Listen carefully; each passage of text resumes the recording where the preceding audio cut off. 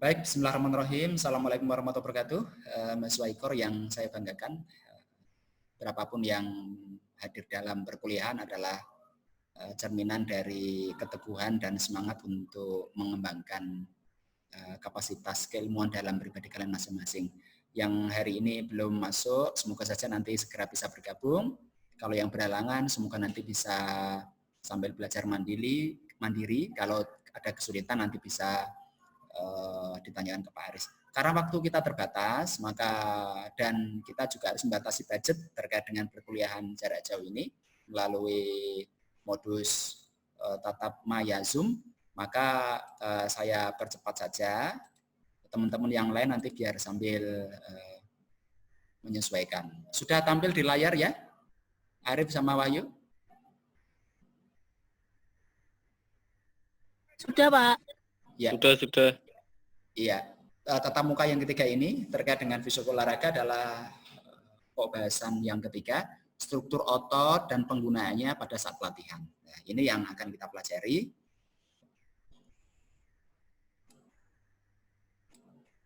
Oke? Ya. Oke, capaian dan tujuan pembelajaran pada pertemuan kali ini terdiri dari tiga yang sederhana ini sesungguhnya sangat mendukung terkait dengan segala aktivitas yang akan kalian lewatin, apalagi yang punya program keatletan ya. Ini para bergabung. Yang pertama ya, pertemuan kali ini menjelaskan struktur otot rangka ya, khusus ya karena otot rangka adalah otot gerak ya. Kemudian menjelaskan mekanika otot rangka, dan yang ketiga adalah kontrol gerakan motorik ya. Oke. Ya, ternyata seperti ini ya. Tingkat organisasi otot ini dimulai dari ya satu gelondong otot ini ya. Oke, sebagai sebuah atau suatu organ. Kemudian otot ini terbagi menjadi serabut otot gitu ya. Serabut-serabut otot ini ya terdiri dari miofibril. Miofibril ini terdiri dari dua filamen ya, tebal dan tipis ya, yang bisa disebut dengan aktin dan miosin ya. Miosin dan aktin. Oke, seperti ini strukturnya ya. Saya pindah ke sini. Oke, ini dari otot besar ya. Kemudian terdiri dari berbagai serabut otot ya yang membentuk jaringan ikat, karena ini diikat dalam suatu ikatan gelondong yang besar seperti ini ya. Ini ada banyak serabut-serabut ikat ya. Kemudian satu serat otot tunggal seperti ini terdiri dari banyak pita ya atau filamen-filamen otot ya, yang mana ya seperti ini ya, bisa kita saksikan. Ada yang bentuknya merah gelap, ada yang merah terang ya.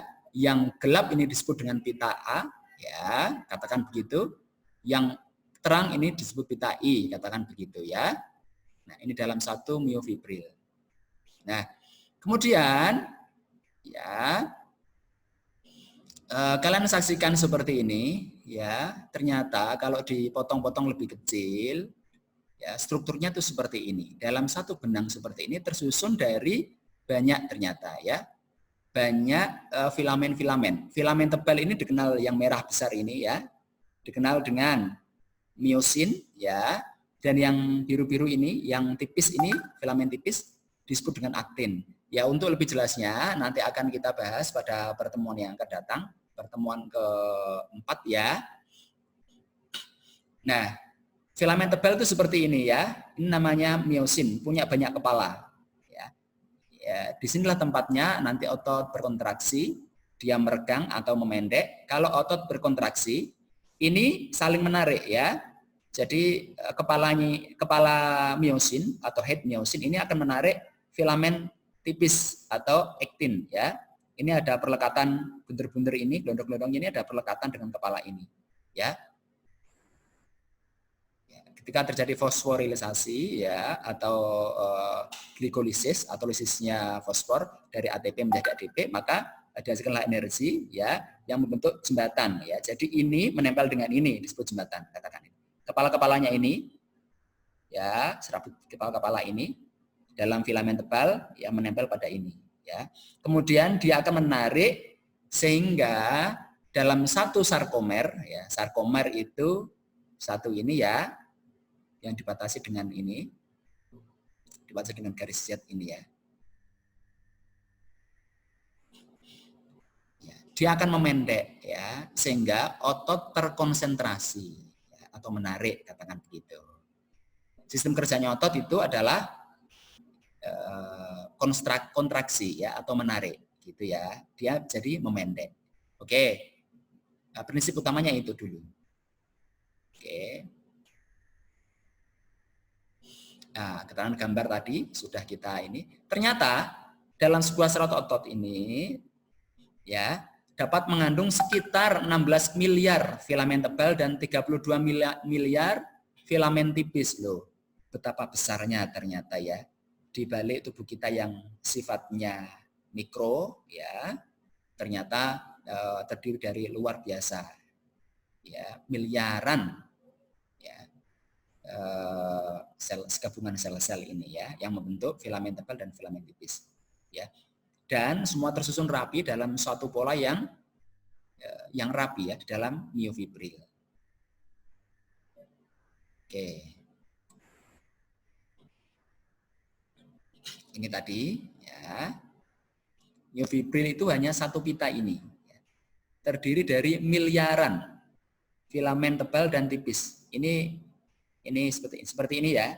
Yang merah besar tebal-tebal ini adalah filamen tebal, yang tipis-tipis ini filamen filamen tipis ya atau thin filamen. Yang tebal thick filamen ya. Filamen tebal ini disebut dengan ya miosin, filamen tipis disebut dengan aktin ya. Ini saling menarik dia. Dia ini miliaran ternyata di dalam satu miofibril ini. Ya. Oke ya. Nah, kepala-kepalanya ini membentuk jembatan seperti ini. Dia menempel pada yang merah ini, menempel pada yang biru-biru ini ya. Ketika terjadi kontraksi, maka dia menarik gitu ya. Sehingga otot memendek ya. Oke. Nah, ini lebih diperbesar seperti ini bentuknya. Ini ada kepala-kepala miosin ya yang nanti akan menempel atau menarik ya ini aktin. Aktin ini terdiri dari ya ini ada aktin, ada troponin dan ada tropomiosin. Troponin ini gelondong-gelondong 3 gelondong seperti ini ya. Dia protein yang menempel di tropomiosin ini ya. Jadi nanti kalau ini menempel dengan ini ya dia akan memendek gitu ya. Ya seperti ini. Katakan ini satu sarkomer ya. Terdiri dari ikatan filamen tipis dan filamen tebal. Kalau ini saling menarik ya, maka ini ya akan menuju pada sumbu tengah ini. Ini menarik ya. Jadi ini ke sini dan ini ke sini. Ya. Akhirnya dalam satu sarkomer itu terkonsentrasi pada garis tengah ini ya. Sehingga dia memendek. Ini tin ini adalah protein yang mengikat lurus ya dari di tengah-tengah filamen tebal ini. Oke.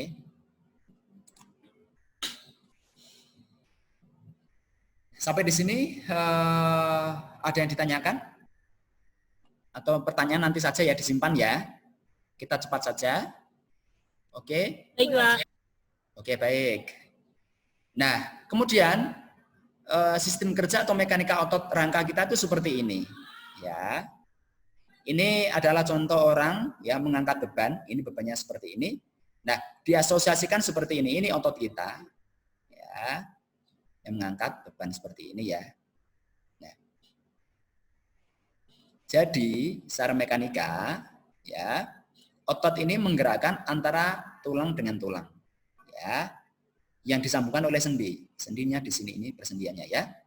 Ini sistem kerjanya pengungkit, akan kita bahas pada slide berikutnya. Oke, pada intinya tegangan ini ya diproduksi secara internal ya di dalam sarkomer ini ya, otot tadi ya, yang dianggap sebagai komponen kontraktil otot. Komponen kontraktil adalah komponen gerak ya yang menggerakkan. Kemudian tendon atau perlekatan otot ke tulang ini ya. Kalau pangkal ini namanya origo, kalau ujung ini namanya insersio. Pangkal itu berarti melekat pada tempat yang steady ya atau dia tidak bergerak.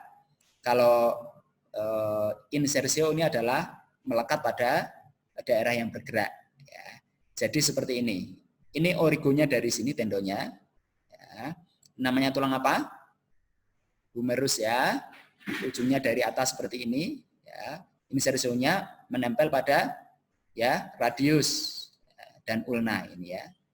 Dua tulang ini. Ketika ini memendek, maka dia menarik ya lengan bawah ya. Lengan atas steady atau diam ya, otot bergerak ya, kemudian lengan bawah akan terangkat ya, sistem kerjanya seperti pengungkit seperti ini ya. Aksis atau fulcrum ya, fulcrum itu maksudnya landasnya ada di sini ini, elbow ini namanya ya. Ketika ini dilepas, ini yang bergerak, ini namanya otot biceps, kalau ini otot triceps. Kalau otot triceps ini berkontraksi ya, maka dia akan meluruskan lengan atas dengan lengan bawah ya. Humerus posisinya sejajar dengan atau lurus ya, radius dan ulna seperti ini. Ini narik, ini membesar. Ini yang kalau yang menarik yang biceps, ini yang membesar ya, ototnya menggelendong. Oke. Lanjut ya.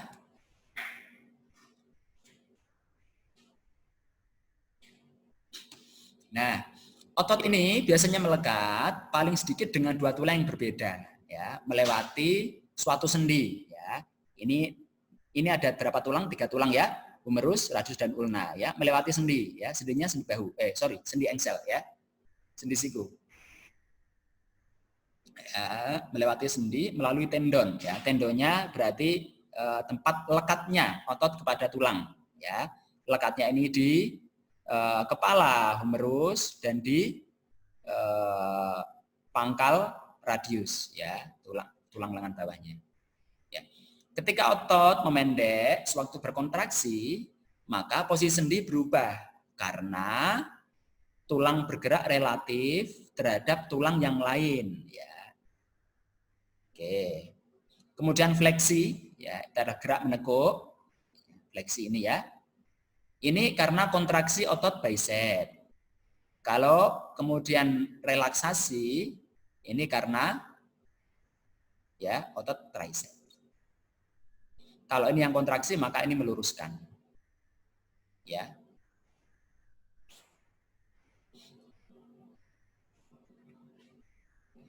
Oh ini tadi ya, ujung otot yang melekat ke bagian tulang yang lebih stasioner atau steady atau diam disebut origo. Ini tadi ya, origo. Pangkal, origo ya. Kemudian insersio atau insersi adalah ujung yang melekat di bagian tulang yang bergerak.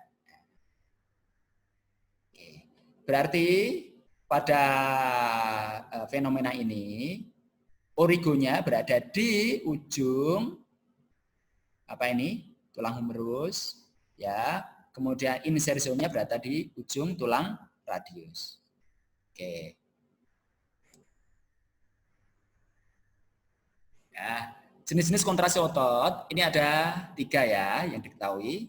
Yang pertama ada isotonis, pasangannya dengan isometris ya, ditambah lagi isokinetis. Apa itu?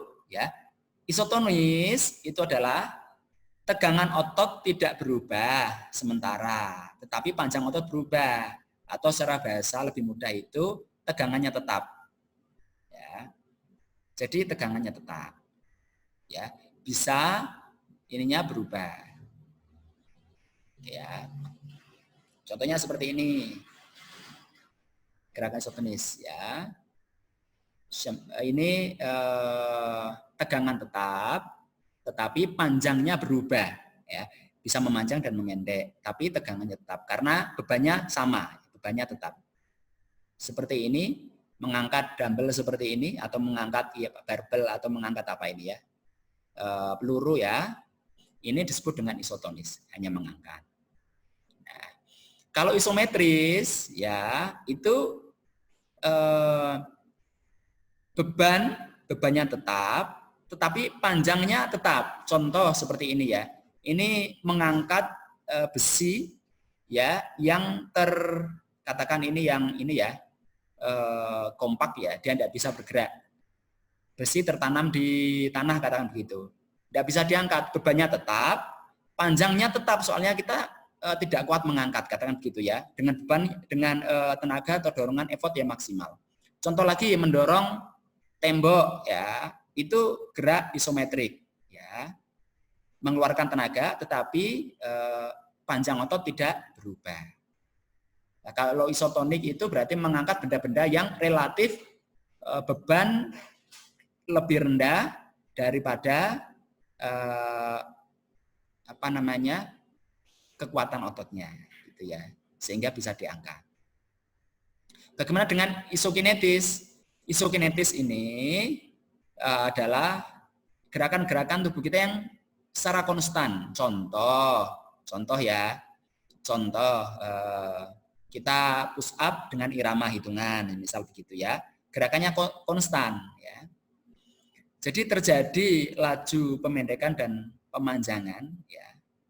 Otot ini berubah tetapi gerakannya konstan. Kalau mengangkat seperti ini kenapa tidak isokinetis? Karena gerakannya tidak konstan ya. Ini istilahnya apa ya? Sekali angkat gitu selesai gitu ya, atau beberapa kali dan tidak ada iramanya. Tapi kalau gerakannya konstan, contoh push up dengan irama hitungan, lah itu gerakannya konstan, isokinetik. Ini salah satu cara untuk membentuk kekuatan otot ya dengan cara isokinetis. Kalau isometris ini biasanya ketahanan otot gitu ya. Contoh wall squat ya, kamu squat di tembok seperti itu kan gerakan-gerakan isometrik ya. Jadi otot tidak berubah panjangnya, dia tetap tetapi menahan beban.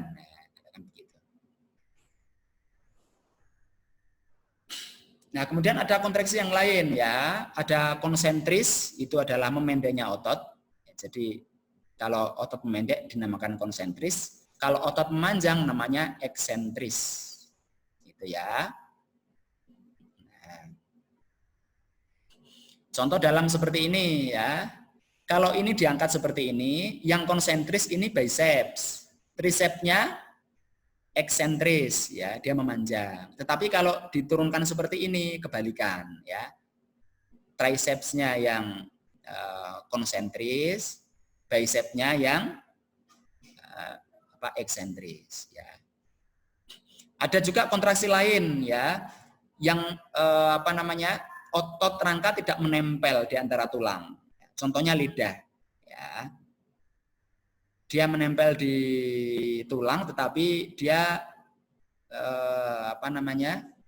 tidak origonya di tulang tapi insersionya dia lepas gitu ya. Kemudian otot mata seperti ini. Ini origonya di sini ujungnya, tapi pangkalnya ada bebas di sini ini. Ya. Dia melekat hanya pada satu tulang, tidak di antara tulang ya, maksudnya begitu. Ada lagi ini sfinkter ya, ini yang menjaga atau kalau kita ngempet kepengen pipis atau kepengen buang air besar ya, ini di sini nih, samping ini. Ya. Jadi ini nanti kalau konsentris dia nutup ini ya. Jadi kalau di sini ada tinja kebelet gitu bisa ditahan, gitu. Dan ini seiring dengan usia biasanya terjadi pelemahan. Kadang-kadang kan orang tua itu gampang berak di celana, kadang-kadang begitu ya. Biasanya katanya Sahrul itu spirit atau apa gitu ya. Oke, kita lanjut.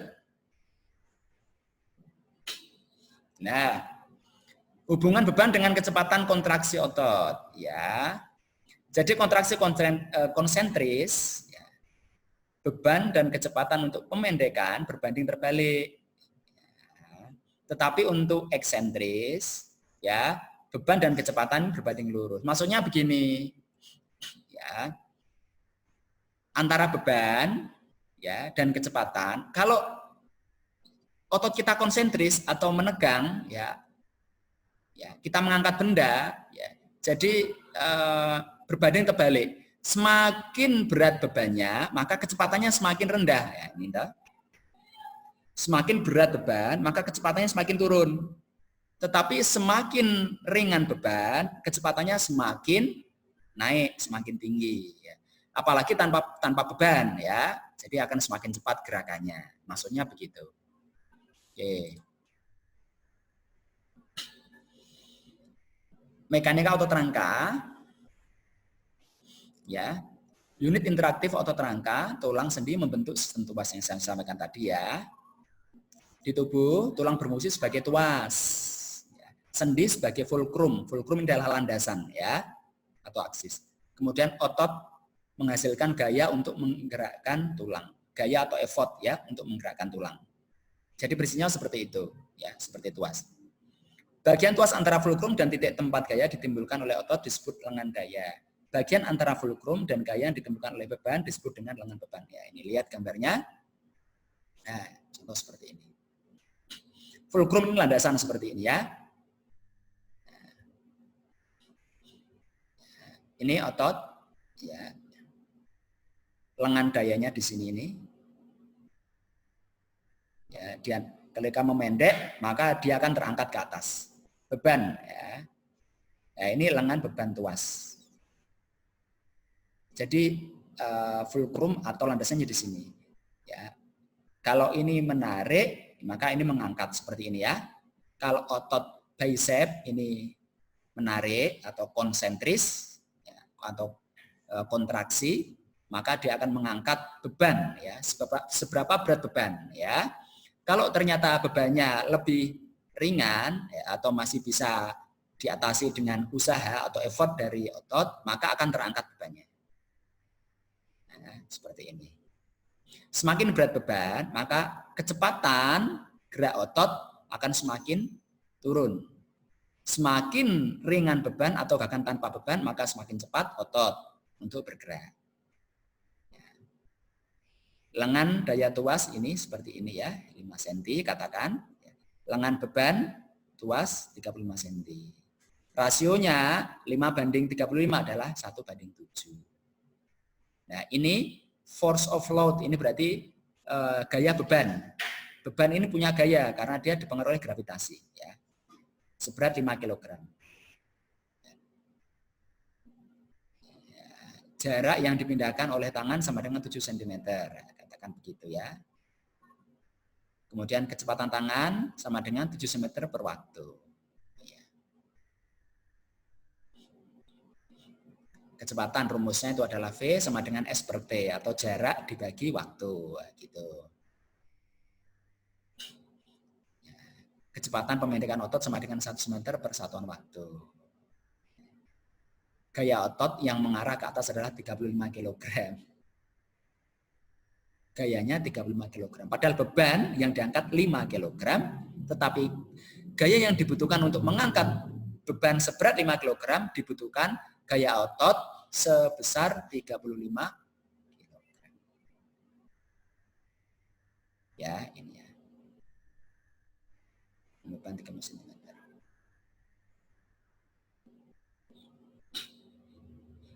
Oke, nanti bisa dipelajari.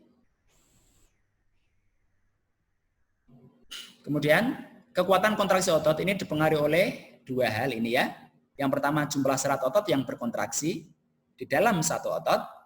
Kemudian yang kedua adalah tegangan yang dihasilkan oleh masing-masing serat otot, ya. Berarti kekuatan kontraksi otot kita ini dipengaruhi oleh jumlah seratnya dan seberapa kuat tegangan yang dihasilkan oleh otot-otot yang berkontraksi itu, ya. Biasanya untuk kontraksi otot yang lemah, ya, hanya butuh beberapa unit motorik yang diaktifkan. Untuk kontraksi yang lebih kuat, contoh untuk mengangkat benda yang lebih berat, maka dibutuhkan banyak unit motorik yang dibutuhkan, ya, untuk bisa mengangkat atau melakukan pekerjaan. Contoh seperti ini. Ini ada banyak warna ini. Ada merah, ada warna orange dan coklat, katakan begitu. Nah, ternyata ini otot-otot ini dipersarafi dan terbagi dalam beberapa unit motorik. Ya. Katakan untuk menulis gitu ya, atau yang ringan-ringan hanya butuh 1 unit motorik. Keterampilan halus, katakan begitu ya. Menulis, melukis, hanya butuh sedikit komponen unit motorik. Tapi kalau untuk memukul, menendang, mengangkat gitu ya, itu dibutuhkan lebih banyak. Ya, semakin berat beban, maka semakin banyak unit motorik ini yang direkrut dibutuhkan ya. Oke. Ini adalah unit motorik ini adalah otot ya. Ini dipersarafi yang menuju ke spinal cord ya. Ya seperti ini ya. Nah, contoh ini untuk mengangkat lengan, katakan tangan gitu ya. Ini jumlah motoriknya sedikit ya. Tetapi kalau untuk mengangkat yang lebih berat, ya, katakan ini ekstremitas bawah ya atau kaki bawah, ini jumlah motoriknya lebih berat, lebih besar gitu ya.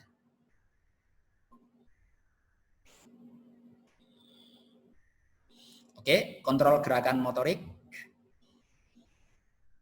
Kontrol setiap gerakan motorik, apapun tingkat kerumitannya, ini bergantung pada konvergensi masukan ke neuron ya atau persarafan motorik di unit-unit motorik spesifik.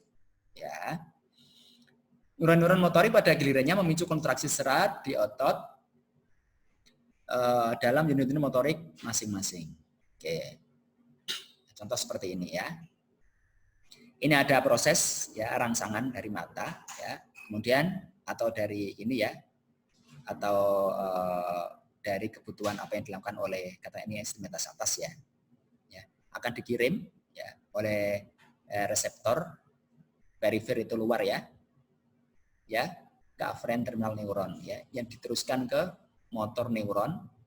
Ini kalau gerak ya, tanpa ke otak ya, atau biasanya lebih dikenal dengan gerak refleks, ini langsung ke motor neuron, langsung serat otot, langsung terjadi gerakan.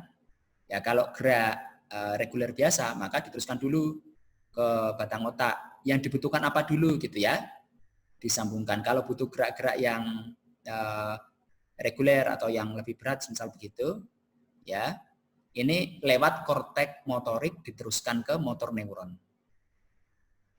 Motor neuron itu adalah saraf, motor itu adalah gerak gitu ya, motor neuron ya, berarti sarafan gerak ya yang langsung ke serabut otot, terjadilah gerakan. Nanti sambil dipelajari ya, sambil dipelajari ya. Perifer ini berarti adalah jaringan terluar atau samping ya. Medula spinalis ya, ini di bawah otak, kemudian ini di otak sampai level ini, sampai di subkorteks, sampai dengan korteks otak ini ya. Pramotorik, motorik primer, somatosensorik ya. Talamus di dalam sini ya. Ini cerebrum dan cerebellum. Tafsiran otak kecil. Oke. Ya, jadi kalau terjadi gerak refleks ini tidak sampai di otak ya, hanya sampai di spinal cord ya. Ketika ini contoh ya. Patella kita ketika diberikan stimulan rangsangan pukulan ya, maka langsung diteruskan ya. Dari dalam gelendang otot ya, yang dibawa oleh saraf sensoris, dibawa oleh saraf motoris ya, langsung ke cepat spinal cord ya, langsung terjadi respon di sini ya, jadi gerak langsung ya. Responnya apa? Responnya biasanya menendang, dik, langsung seret gitu ya. Ya. Oke, selesai. Tugas ada 1, 2, 3, 4 ini enggak ya. Tugas sudah saya kirimkan lewat para salsabila. Oke, selamat siang mahasiswa IKOR yang saya banggakan.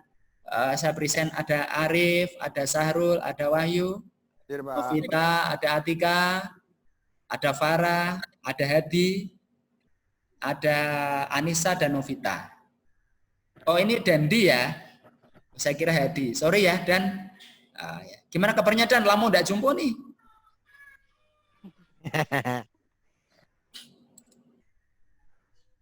Pak, teman-teman kesulitan untuk masuk Zoom-nya. Untuk Farid kesulitan masuk Zoom, Pak. Oh. Kalau biasanya kalau langsung masuk di waiting room, langsung saya admit. Mungkin sehat, Pak. Alhamdulillah. Ya Dan, sehat-sehat ya Dan? Iya. Oke, ini ada Hadi masuk kembali. Oke, ada Syahrul, Anissa, oke Atika. Atika di mana nih? Gitu, Pak. Di kecamatan, Pak. Ya, pada sehat-sehat semua ya Mas Waikor. Alhamdulillah. Aris kangen ini. Ya, semoga Sama, Pak. segera bisa bertatap muka kembali ya. Amin. Amin. Amin. Ada yang ditanyakan? Ada yang ditanyakan ini? Ada yang perlu didiskusikan? Oh, ini ada Novita ya. Kan tak tes ya, tak ram. Ayo, apa? Ayo. Ada masukan? Silakan. Itu nanti dibagikan kan Pak? Gimana yuk? Materinya itu dibagikan. Apanya? PPT-nya. Oh iya. Silakan mahasiswa Iko setelah ini nanti present disipolin, kemudian jangan lupa download materinya. Ya. Kemudian tugasnya itu sudah saya kirim by link Google Form ya. Nanti bisa dikerjakan. Kemudian sebenarnya tugas ini adalah tindak lanjut supaya kalian belajar. Ya karena banyak di rumah. Kalau di kampus enggak usah tak kasih tugas ya. Paling saya tanya langsung jawab bisa. Kalau di rumah seperti ini saya kirim tugas untuk feedback tindak lanjut. Mohon untuk bisa dikerjakan ya. Ya. Semampunya. Yang penting ada feedback. Yang penting ada tugas yang dikumpulkan. Ya. Nah, Farah nanti bisa di-share ya, Far. Untuk linknya.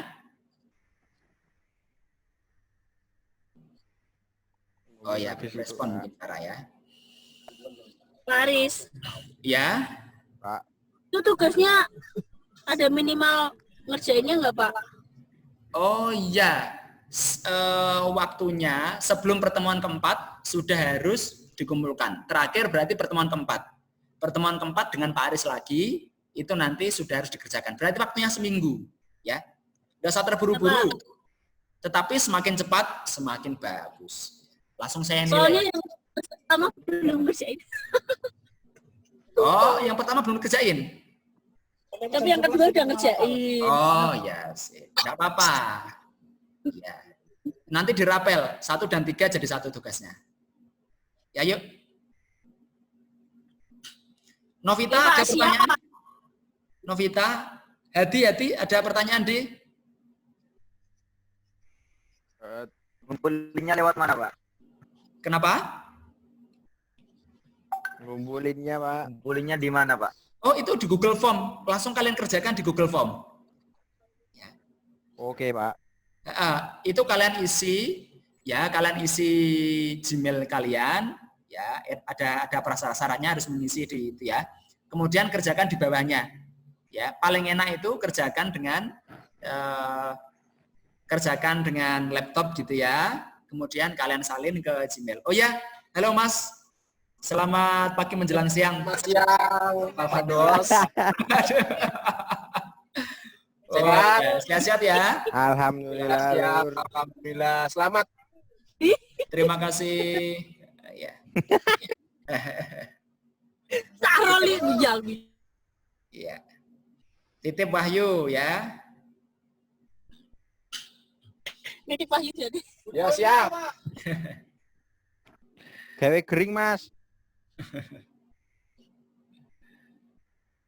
Dan ada yang ditanyakan Dandi? Ini bisa dipahami ya tadi yang Pak Aris sampaikan ya?